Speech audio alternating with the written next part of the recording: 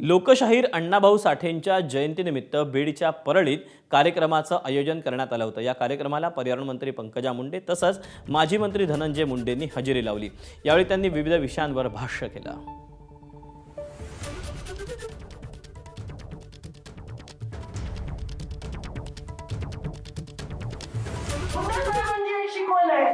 मुंडे साहेबांनी सांगितलं जे पद आपल्याला मिळतं ते पद आपल्या नावाने ओळखलं गेलं पाहिजे या संस्कारात आम्ही वाढलेलो आहोत। माटेगावला 5 कोटी रुपयासाठी आपल्या अण्णांसाठी यांच्या स्मारकासाठी माझ्या खात्यात त्यावेळी मी सावित्रीबाई फुलेंच्या नायगाव या जन्मस्थळी निधी दिला। त्यावेळी मी जिजाऊंच्या जन्मस्थळी सिंदखेड दिला। अण्णाभाऊ साठेंच्या विचाराने प्रेरित होऊन या परिस्थितीत सुद्धा या खात्यांचं नाव होईल असं काम करण्यासाठी मी जरगडत राहीन आणि तुम्हाला अभिमान वाटेल। मला मंत्री व्हायची पहिली संधी मिळाली।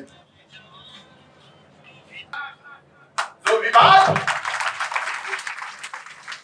परम पूजनीय डॉक्टर बाबासाहेब आंबेडकरांनी या देशाला दिला त्याच विभागाचं पहिल्यांदा मला मंत्री म्हणून कारभार करायची संधी मिळाली। विधान परिषदेला ठराव घ्यायला लावला, साहित्य रत्न लोकशाहीर